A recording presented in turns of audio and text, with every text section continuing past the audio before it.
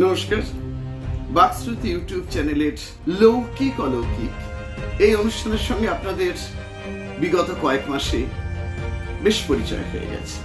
আমাদের যে একটা বিরাট অতি প্রাকৃত বা প্যারানর্মাল জগৎ রয়েছে, যা কিনা আমাদের এই জাগতিক জীবনের ডাইমেনশনের বাইরে আরেকটা অন্য জগৎ, হয়তো দুয়ের মাঝে একটা পর্দা। এই সম্বন্ধেই নানা বিষয়, নানা তথ্য সহযোগে আমরা আপনাদের সামনে তুলে ধরতে চাই, আপনাদের কৌতূহল নিরসন করতে চাই। আজ আমাদের চ্যানেলের কৌতূহলী নিমগ্ন শ্রোতাদের জন্য নিয়ে আসবো এমন একটা বিষয়, আমার ধারণা জানিয়ে কোথাও কখনো কোনো চ্যানেলে আলোচনা হয়নি।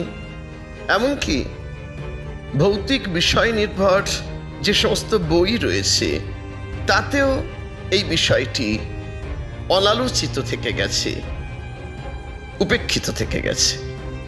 শুধুমাত্র গরুর পুরাণ বলে আত্মা যেহেতু নিরালম্ব এবং বায়ুভুক, তাই বাতাসের ধর্মকে সে বহন করে চলতে পারে। বাতাসের ধর্ম কি? বাতাস কোনো স্বাদকে বহন করে নিয়ে যেতে পারে না, বাতাস কোনো বর্ণকে ধারণ করতে পারে না, ধারণ করতে পারে শুধুমাত্র গন্ধকে। সে গন্ধ সুগন্ধ অথবা দুর্গন্ধ। এই বিষয়টা নিয়ে আজকে আমাদের পর্যালোচনা। লৌকিক অলৌকিক অতি প্রাকৃত জগৎ।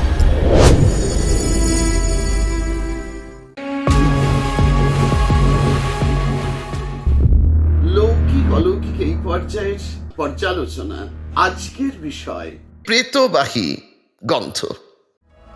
একটি বিশেষ অনুরোধ, হেডফোন ব্যবহার করুন। বহু ক্ষেত্রে সম্প্রতি প্রয়াত কোনো মানুষের বাড়ির আত্মীয় পরিজন কিছু গন্ধ পেয়ে থাকেন। কোথা থেকে সে গন্ধ আসছে তার উৎস নির্ণয় করা যায় না, নির্ধারণ করা যায় না, এবং আশ্চর্যের বিষয় সেই গন্ধটা দীর্ঘক্ষণ স্থায়ীও হয় না। কিন্তু মাঝে মাঝে হয়তোবা কোনো নির্দিষ্ট সময়ে অথবা অনির্দিষ্টভাবে কখনো কখনো এই গন্ধ পেয়ে থাকেন প্রয়াতের অন্তরঙ্গ আপনজনেরা।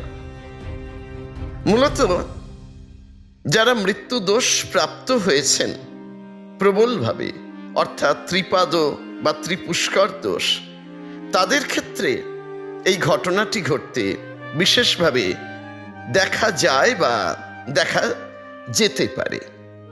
আমি আমার শোনা দুটো বিষয়ের কথা আগে আপনাদের জানাই। আগেও বলেছি এবং আমার চ্যানেলে আমার বাড়ির ঠিকানাও দেয়া রয়েছে, অখিল মিস্ত্রি লেন, মধ্য কলকাতা, শিয়ালদা নিকটবর্তী 37 নম্বর অখিল মিস্ত্রি লেন। তো আমার এক বন্ধু সার্পেন্টাইল লেনে থাকতো, আমার স্কুলের বন্ধু। তার কাছেই শুনেছিলাম যে তার দিদিমা মারা যাওয়ার পর দাদু বেশি দিন বাঁচেননি, কয়েক মাস মাত্র জীবিত ছিলেন। দুজনের মধ্যে এতটাই আত্মার আত্মীয়তা ছিল। তো অনেক সময় রাত্রে দাদু একটা গন্ধ পেতেন, একটা সুগন্ধ, আর সেই সুগন্ধ হলো জুঁই ফুলের সুবাস। ঠাকুমা ভীষণ ভালোবাসতেন জুঁই ফুল, এবং তার সেই দাদু ঠাকুমার জীবনের প্রথম পর্যায় থেকে, মানে যৌবনকাল থেকে বারে বারে সেই মানুষটি অর্থাৎ দাদু নিয়ে আসতেন ঠাকুমার জন্য গ্রীষ্মকালে জুঁই ফুলের মালা। যখন ঠাকুমা প্রয়াত হলেন, স্বভাবতই মারাত্মকভাবে ভেঙে পড়েছেন সেই বৃদ্ধ মানুষটি। 3 তলার ঘরে থাকতেন। মাঝে মাঝেই রাত্রে তার মনে হতো যে খোলা জানলা দিয়ে একটা গন্ধ আসছে। সে গন্ধটা তার অত্যন্ত চেনা গন্ধ, তার সেই পরম প্রিয় মানবীর পছন্দের গন্ধ, জুঁই ফুলের গন্ধ। এবং দাদু যতদিন বেঁচে ছিলেন, আমার বন্ধু ঠাকুমার শ্রাদ্ধ শান্তি সম্পন্ন হওয়ার পরেও মোটামুটি 3-4 মাস তিনি বারে বারে রাত্রে কিছু মুহূর্তের জন্য সেই সুবাস পেয়েছেন, যা তাকে স্মরণ করিয়ে দিয়েছে তার অবিস্মরণীয় দ্বৈতার কথা। এই একটি ঘটনা। আরেকটি ঘটনার কথা বলবো, যার সঙ্গে একটা ভয়াবহতা বা বিবমিশার অনুভূতি মিশে আছে। সেটি অসহনীয় দুর্গন্ধ। আমাদের বাড়ির একতলায় 4 ঘর ভাড়াটে আছেন, প্রত্যেকটাই single room, common bathroom.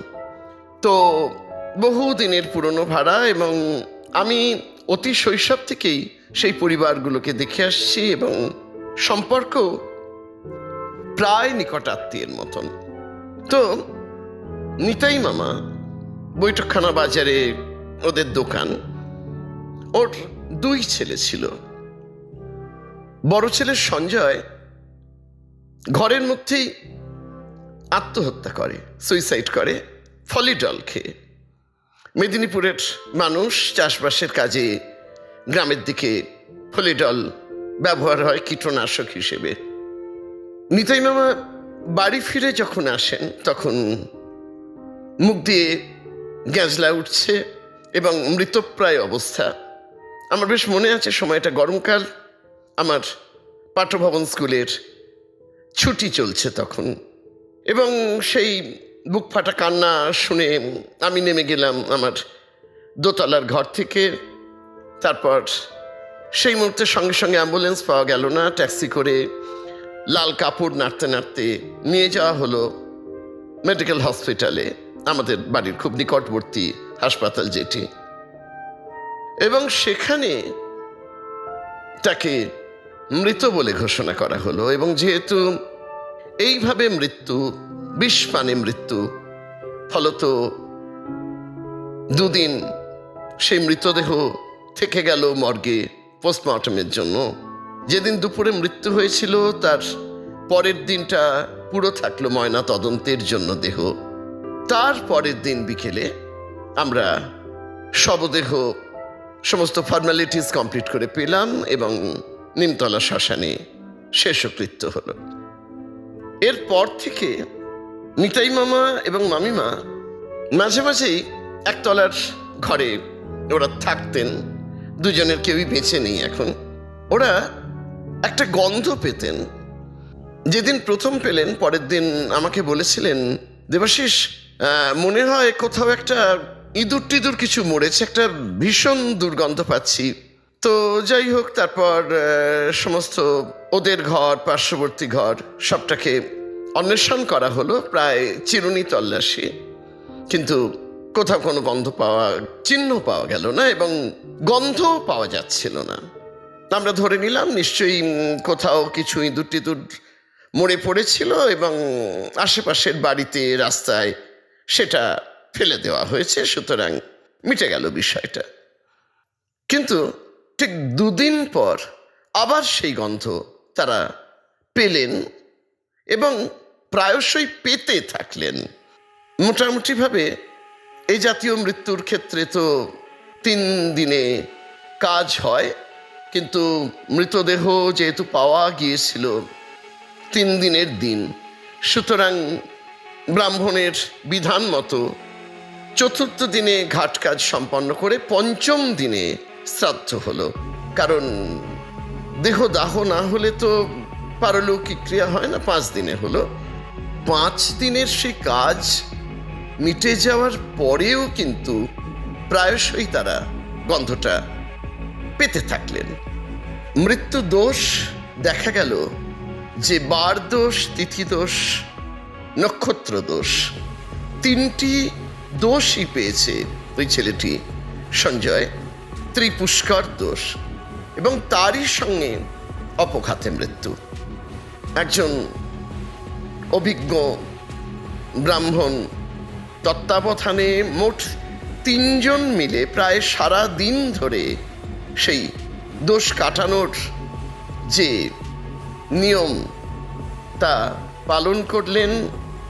Shiva সস্তায়ন যজ্ঞ, 108টা তুলসী দান এবং আরও যা যা করণীয় শাস্ত্রীয় কর্ম সমস্ত তারা সম্পন্ন করলেন। এবং তারপরই প্রায় অবিলম্বে প্রেতশিলায় পিণ্ডদান করা হলো।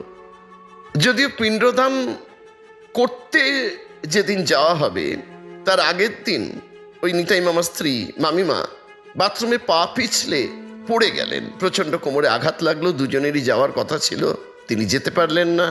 মামা তার আর এক ছেলে, ছোট ছেলে, তাকে নিয়ে গেলেন এবং বহু বাধা বিপত্তি তিনি পেয়েছিলেন পথে। সেগুলার বিস্তারিত আলোচনা করব না এই স্বল্প পরিসরে। এবং তারপর পিণ্ডদান পর্ব সম্পন্ন হলো। যতদিন পর্যন্ত এই প্রেতশিলায় পিণ্ডদান সম্পন্ন না হচ্ছে ততদিন পর্যন্ত কিন্তু মাঝে মাঝে সেই একটা অসহনীয় পচা গন্ধ, দুঃসহ পচা গন্ধ তারা পেয়েছেন এবং মনে হচ্ছে বাতাসে গন্ধটা ভেসে আসছে। একটা হাওয়ার সঙ্গে গন্ধটা এলো, গন্ধটার স্থায়িত্ব কয়েক মুহূর্ত, তারপর আর পাচ্ছেন না। কিন্তু প্রায়শই 2-3 দিন অন্তর তারা এই গন্ধটা পেতেন। এই দুটো ঘটনা আমার শোনা ঘটনা। আমি যখন তাদের ঘরে গিয়েছি আমি নিজে কখনো গন্ধ পাইনি, কিন্তু তারা পেতেন, মূলত গভীর রাত্রে পেতেন। এ দুটো ঘটনা আপনাদের বললাম, এই প্রেতবাহী গন্ধের কথা। এবার আমার সঙ্গে রয়েছে অপর্ণা দাস, খড়গপুর IIT-তে কর্মরত। অপর্ণার সঙ্গে আমার যোগাযোগ হয়েছিল এমন একটি বিষয়কে অবলম্বন করেই আমাদের চ্যানেল বাকশ্রুতি ইউটিউব চ্যানেল, যা 28শে ডিসেম্বর 2024 থেকে অতিপ্রাকৃত বিষয়ের উপর কাজ করে আসছে। কখনো তত্ত্বধর্মী আলোচনা, কখনো নাটক। সেগুলো শুনে অপর্ণা আমার সঙ্গে যোগাযোগ করেছিল এবং তার 2টি অভিজ্ঞতার কথা আমাকে জানিয়েছিল। তার মধ্যে একটি ঘটনাই আজকের আলোচনায় নিয়ে আসব, যার সঙ্গে রয়েছে সেই প্রেতবাহী গন্ধ। অপর্ণা এবার আমাদের বাকশ্রুতি ইউটিউব চ্যানেলের লৌকিক অলৌকিক পর্যায়ের অনুষ্ঠানে আমাদের শ্রোতাদের কাছে তোমার সেই অলৌকিক অভিজ্ঞতার কথা তুমি তুলে ধরো। শুনুন আপনারা অপর্ণা দাসের কণ্ঠে তার অতিপ্রাকৃত উপলব্ধির কথা। নমস্কার, আমি অপর্ণা। নতুন করে পরিচয় দেওয়ার কিছু নেই, দেবাশিস দা তো বলেইছেন আমার কথা। এবার চলে আসছি আমার কথায়। আজকে যেই ঘটনাটি আপনাদের সামনে বলবো সেটা অনেক দিন আগে ঘটেছিল আমার জীবনে। আমি তখন অনেক ছোট, স্কুলে পড়ি, এই ক্লাস 6-7 হবে। তো ছোটোবেলা থেকেই আমরা আসলে একান্নবর্তী পরিবারে বড় হয়েছি। সেখানে বিভিন্ন রকম মানুষের কাছে অনেক রকম সম্পর্ক ছিল, তাদের কাছে অনেক রকম গল্প শুনতাম, জেঠুমণিদের কাছে, দাদু দিদা সবার কাছে। ভূতের গল্প তো বটেই, শুনতামও। একেবারে ছোট্টবেলায় হয়তো একটু আধটু ভয় পেতাম, কিন্তু আমার যখন থেকে জ্ঞান হলো আমার খুব একটা ভূতের ভয় টয় খুব বেশি ছিল না। এবং আমি খুব ভালোই বাসতাম ওইসব, মানে একটু জানার চেষ্টা করতাম, বা কোথায় ভয়, কেন ভয় পাচ্ছে তারা, এই সবগুলো জানার চেষ্টা করতাম। তো একবার আমরা, মনে আছে যে আমার এক দিদির ছেলে আর আমি দুজনে মিলে যাচ্ছিলাম লুকিয়ে লুকিয়ে লাশ ঘর দেখতে। খুব ইচ্ছে ছিল এইরকম আর কি। তারপরে একবার ইচ্ছে হলো যে শ্মশানে যাব। শ্মশানটা আমাদের বাড়ি থেকে আসলে অনেক দূর, আর তখন তো আমাদের কাছে সাইকেলও ছিল না, অনেক ছোট। তো এবারে কি হলো কি, বাপিকে একদিন বললাম যে বাবাকে তো আমাকে একবার শ্মশানে নিয়ে যাবে। তো বাপি বলেছিলেন আচ্ছা ঠিক আছে, নিয়ে যাব কখনো। তো সেইবারে কি হয়েছিল, সেই বছর ওই কালী পুজোর রাতে বাপি বলল চলো তোমাদের ঠাকুর দেখিয়ে নিয়ে আসি।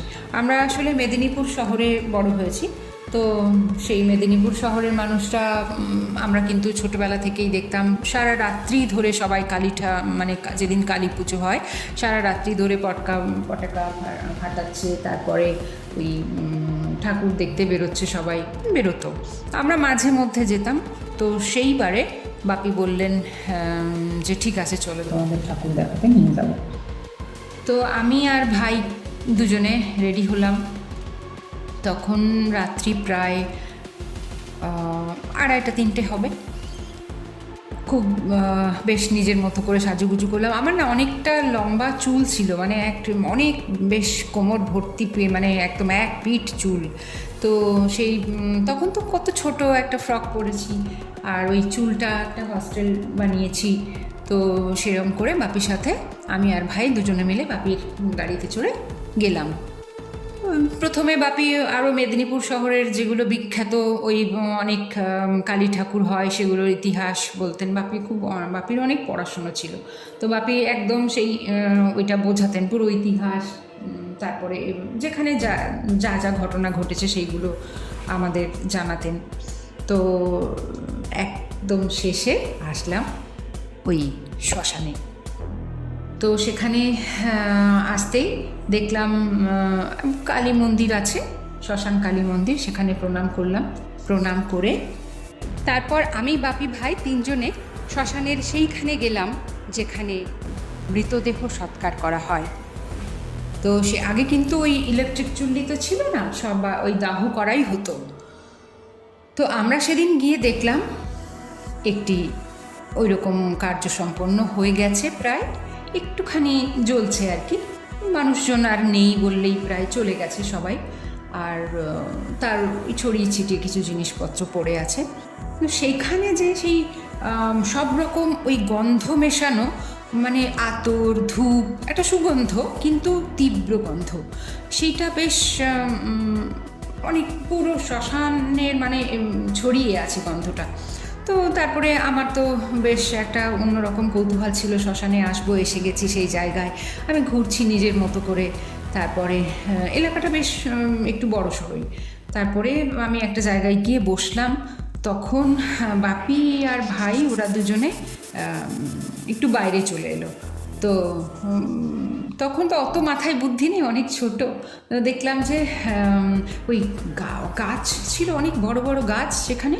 তো সেই গাছ থেকে ঝুরঝুর করে কি পড়লো। তারপরে বুঝতে পারলাম যে বাপি আর ভাই দুজনে বদমাইশি করে আমাকে ভয় দেখানোর জন্য ওখানে বোধহয় ঢিল ছুঁড়েছিল। তো যাই হোক, তারপরে ওরা এসে বললো, বাপি এসে বললো, আরে চলো চলো কী হচ্ছে এখানে, সব দেখো কী সব পড়ছে। তখন আমি বাপিকে বললাম, না আমি বুঝতে পেরেছি তোমরা আমাকে ভয় দেখানোর চেষ্টা করেছো, ওটা কিছু ওইসব কিচ্ছু না, ঠিক আছে আর একটু বসি না। তো যাই হোক বসে ছিলাম। আর ভাইটা কিন্তু আবার একটু ভীতু ছিল। তো আসলে হয় না অনেক রকম, সেই ছোটোবেলায় অনেক ভূতের গল্প শুনেছি, তো একেবারে ছোটোবেলায় সেই একানোরে কানে ধরে সেই একটুকু ভয় একদম বাচ্চা মানুষ তখন পেতাম, কিন্তু একটু যখন ওই যে বললাম জ্ঞান হয়েছে তখন থেকে কিন্তু আমার আর ওই ব্যাপারটাতে মানে ভূতের ভয় ব্যাপারটা ছিল না কোনো কালেই। বাড়িতে কিন্তু অনেক আত্মীয় পরিজন প্লাস যারা মানে যেই মানুষরা মানে আমাদের সঙ্গে থাকে বা আরও যারা আত্মীয়রা, যেমন জ্যাঠতো দাদা দিদি ভাই বোন, তাদের ছেলেমেয়েরা, জ্যাঠতো দাদা দিদিরা অনেক বড় এবং তাদের ছেলেমেয়েরাও আবার আমার থেকে অনেক বড়। তো সেই তারাও আমাকে মাসি ডাকতো, অনেক রকম গল্প হতো, ভূতের গল্প হতো। ওর তো ভয় দেখানোর চেষ্টা করতো সবাই, কিন্তু আমার অত ভয় হতো না আর কি। তো যাই হোক, সেই দিনে কি হলো, ওই ওটা দেখলাম, তারপরে আমরা ফিরে আসলাম তখন প্রায় ভোর হয়ে গেছে, 4টে 4:30 বাজে। তো তারপরে বাপি আবার মাকে নিয়ে বেরোলেন। তো ভাই তো আবার বেরিয়ে গেল বাড়ি থেকে। পাড়াতে অনেক ছোট ছোট পুজো হয়। আমার এক জ্যাঠতো দিদির বাড়িতেও ওই কালী পুজো হতো। ওই দিদির ছেলেও এক ভাগ্নে পুজো করতো। তো তাদের বাড়িতে ওই রাতে সে পুজো করতো, তারপরের দিন ওই প্রসাদ খাওয়ার নেমন্তন্ন থাকতো। তো সেখানে আমরা যাব, ভোর হয়ে গেছে। তারপরে আমি কি করলাম, বাড়ি ফিরে ভাই বেরিয়ে গেল, মা বাপিয়ে বেরিয়ে গেল, আমি একা বাড়িতে। সেই সময় কি হলো, আমি দেখলাম বিছানাগুলো আমি আর ভাই একটা জায়গায় থাকতাম, আর মা বাপির বিছানাটাও আমি তুলে দিই। তো মশারি টাঙানো ছিল। তো আমি কি করলাম, মশারিটা তুলতে গেলাম। মশারিটা তুলতে গিয়ে ওই যে খাট, মা বাপের যেই খাটটা, সেইখান থেকে খাটের তলা থেকে হঠাৎ মনে হলো ওই যে শ্মশানের যেই গন্ধটা পাচ্ছিলাম, সব মিক্সড একটা ওই সব রকম আতর, ধূপ, এই সব গন্ধটা মনে হলো, সেই গন্ধটা একদম হাত দিয়ে আমার নাকের মধ্যে এইরকম কেউ মনে হয় হাত দিয়ে একেবারে নাকের মধ্যে দিয়ে দিল। তো আমি হঠাৎ করে কী হলো, ওই গন্ধটা এখানে, এটা তো সেই পরিচিত ওই গন্ধটা। তো আমার প্রথমটা কিছু মানে পাত্তা দিলাম না। তারপরে মনে হলো যেন ভেতর থেকে আমাকে একেবারে খুব ঘাবড়ে গেলাম। গিয়ে মনে হলো যেন আমাকে কেউ ছুট্টে বাইরে মানে বার করে দিচ্ছে, না কি যে হচ্ছে। হঠাৎ করে আমি ওই মশারি টশারি সব ছেড়ে দিয়ে বাইরে ছুটে চলে এলাম। তারপরে কি হলো, এই গন্ধটা কোথা থেকে এলো? এখানে তো আমি তো বাড়িতে আছি। কিছুক্ষণের জন্য এরকম মনে হলো। তারপরে উড়িয়ে দিলাম, দূর, এসব কিছু না। আবার আমি যথারীতি নিজের কাজে ব্যস্ত হয়ে পড়লাম। দিয়ে আবারও ওই রকম চলে গেলাম ওখানে মশারিটা তোলার জন্য। বিছানাটা ঝাড়বো বলে মশারিটা আবার তুলতে গেছি, আবার ওই গন্ধটা এমনভাবে আসলো, আমি তো সত্যিই সেদিনকে মানে ঘাবড়ে গেলাম। জানি না ভয় কি সেটা বুঝতে, মানে সেটা আমি বোঝাতে পারবো না। মানে খুব ঘাবড়ে গেছিলাম, এটা কি করে সম্ভব সেই গন্ধটা। আমি তখন অতই ছোট, অত মাথায় বুদ্ধি নেই যে এটা কিভাবে আসতে পারে আমার কাছে। এই গন্ধটা আমার কাছে চলে এলো কি করে? যাই হোক, আমি তো বেরিয়ে চলে এলাম। একটু ভয়ও পেয়েছিলাম সেই দিনেই প্রথম, যে এই গন্ধটা, মানে ওই গন্ধটার জন্য আর কি। যাই হোক, আমি হয়ে গেল মোটামুটি, আমি ওই বিছানাপত্র গোছানো হয়ে গেল, বাড়ির টুকিটাকি কাজকর্ম যা ছিল এসব সব মিটিয়ে নিয়ে আমি চলে গেলাম দিদির বাড়িতে। সকালবেলা সবাই আসবে, আরও যারা দিদির ছেলেমেয়েরা বাকি, তারপরে ওই সবাই আত্মীয় স্বজন সব আসবে, আমাদেরই মানে পাড়ার বন্ধু বান্ধব যারা ছোট বড় সবাই, ওদের বাড়িতে সকালে ওই প্রসাদ খাবো নিয়ে ওই ওদের বাড়িতেও গেছি। গিয়ে প্রসাদ খেতে বসেছি, আবার সেই গন্ধটা আসছে আমার নাকে। তো আমি তখন বললাম, ওই যারা ছিল দিদির ছেলে মেয়েরা আর সবাই, দিদি যারা বড় ছোট সবাই আমার সঙ্গে যারা ছিল, তাদেরকে তখন আমি একটুখানি বললাম, জানিস তো আমার না এরম ব্যাপার হচ্ছে, ওই শ্মশানে গেছিলাম, মনে হচ্ছে সেই গন্ধটা। ব্যাস, এবার সবাই তো আমাকে শুরু করলো আমাকে নিয়ে, যে এই রে তোকে ভূতে ধরেছে তাহলে। তো আমি বললাম, দূর, ভূতে কি ধরবে, গন্ধটা পেলাম। তারপরে আর কি খাওয়া দাওয়া করে বাড়ি চলে এলাম। ওই গন্ধটা আবারও পেলাম আমি, সেই দিনেই আবার পেলাম। সারা দিন ধরে ওই গন্ধটা যখন আমার নাকে আসছে, তখন আমি বাপিকে বললাম, বাপি, আমার না সেই শ্মশানে যেই গন্ধটা পেয়েছিলাম, সেই গন্ধটা আমি সারাদিন মাঝে মধ্যে আমার কাছে আসছে। বাপি বলল, এই তো বারণ করেছিলাম। সত্যিই তাই, যে মা আসলে বারণ করেছিলেন যে না, শ্মশানে নিয়ে যাওয়ার দরকার নেই। বাপিই বলেছিল যে আমি নিয়ে যাব। তো মাকে বললে তো আবার মা বকাবকি করবে। তো বাপি বললেন যে বারণ করেছিলাম, এবার তো মা বকবে। তো আমি কি বলবো, আর কিছু বলছি না। কিন্তু এই গন্ধটা আমাকে বেশ কিছুদিন ধরে তাড়া করে বেড়ালো। তারপর 4-5 দিন হয়ে যাওয়ার পরে বাপি আমাকে বলেই দিলেন যে দেখছে সত্যি হয়তো ভয় পেয়ে যাচ্ছি বা কিছু। তো বাপি বললেন, না আসলে ওই আমার ওই চুলটা খোলা ছিল, তো চুলটা খোলা ছিল, তখন তো আর অত বড় চুল আমি নিজে সামলাতে পারতাম না। মা শ্যাম্পু ট্যাম্পু করে দিতেন, আর তখনই তো সেই দিনেই তো শ্যাম্পু ট্যাম্পু করা হয়েছে। আবার 2-4 দিন পরে তো আবার হবে সেসব। তো যতক্ষণ না আমি ওটা করছিলাম, ততক্ষণ ধরে ওই ঘন আসছিল ওই গন্ধটা। কিন্তু তারপরেও যখন আসছে তখন বাপি তো আমাকে বললেন যে না না, আসলে ওই তোমার চুলটা খোলা ছিল তো হয়তো ওই গন্ধটা তোমার মনে এসব হচ্ছে, এগুলো মনের ভুল, এসব কিছু না। মেনে নিলাম সেটা বাপির কথা, কিন্তু আমি চুপ হয়ে গেলাম, কারণ সাহস তো বেশি আমিই দেখিয়েছিলাম। ভয় ঠিক হচ্ছে না, কিন্তু ওই গন্ধটা আমাকে বেশ তাড়া করে বেড়ালো কিছুদিন। তারপরে যাই হোক, বেশ কিছুদিন চলে যাওয়ার পরেও মাঝে মধ্যে আসতো, তারপরে একদিন হঠাৎ ভুলেও গেলাম হয়তো। কিন্তু এই ঘটনাটা আমার সাথে ঘটেছিল। এটা আসলে ঠিক মানে ভয় পেয়ে যায়নি, কিন্তু আমাকে ভাবিয়েছিল, বেশ ভাবিয়েছিল। সত্যি কি আমি ভূতে ভয় পাচ্ছি? না না, তারপরে আবার নিজেকে বুঝিয়েছি না না, এটা ভূতের ভয়টা নয়, আসলে হয়তো কোনো ওই গন্ধটা ওই কোনোভাবে এসে গিয়েছিল, কিন্তু ওটা আমি মাথা মানে চুলে শ্যাম্পু করার পরেও ওই গন্ধটি আমি বেশ কিছুদিন অনুভব করেছিলাম। তো এই হলো আমার সেই অভিজ্ঞতার কথা। নমস্কার।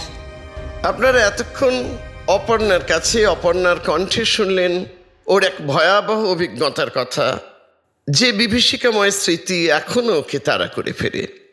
আমাদের আজকের আলোচনা এখানেই আমরা শেষ করব। আবার আসবো লৌকিক অলৌকিক পর্যায়ের অনুষ্ঠান নিয়ে জুন মাসের 4th সপ্তাহে। সেই অনুষ্ঠানেও আমার সঙ্গী থাকবে অপর্ণা। অপর্ণা ওর এতদিনের জীবনে 2টি অভিজ্ঞতার সাক্ষী হয়েছে, সম্মুখীন হয়েছে। সেই দ্বিতীয় অভিজ্ঞতা আরও রোমহর্ষক, আরও ভয়াবহ। পরবর্তী অনুষ্ঠানে আবার আসছি আপনাদের কাছে সেই ঘটনার বিস্তারিত বৃত্তান্ত নিয়ে। সকলে ভালো থাকবেন, সুস্থ থাকবেন, বাকশ্রুতি ইউটিউব চ্যানেলের সঙ্গে থাকবেন। ধন্যবাদ। ভালো লাগলে আমাদের চ্যানেলটিকে সাবস্ক্রাইব করে, লাইক করে, আপনাদের সুচিন্তিত মন্তব্য দিয়ে এগিয়ে নিয়ে যাবেন। আজকে এই পর্যন্তই। এমনই আকর্ষণীয় বিষয় নিয়ে আপনাদের কাছে আসবো। 2য়, 4th, 5ম এই 3টে শনিবার আপনারা শুনবেন লৌকিক অলৌকিকে এমন অতি প্রাকৃত বিষয় নিয়ে চিত্তাকর্ষক ঘটনা বহুল পর্যালোচনা। ভালো থাকবেন। আজকের এই অভিজ্ঞতা সম্পর্কে আপনার মতামত নিচে কমেন্টে জানান। আর এই ধরনের অলৌকিক অভিজ্ঞতার সাক্ষী হতে সাবস্ক্রাইব করে সঙ্গে থাকুন বাকশ্রুতির। প্রতি মাসের প্রথম ও তৃতীয় শনিবারের শিহরণে প্রচারিত হয় স্যাটারডেজ থ্রিল, যেখানে থাকছে নতুন শিহরণ জাগানো নাটক। সঙ্গে থাকুন পরের দিন। আবার আসবো আপনাদের কাছে এমনই কোনো একটি রোমাঞ্চকর, চিত্তাকর্ষক, অলৌকিক বিষয় নিয়ে। ভালো থাকবেন। নমস্কার।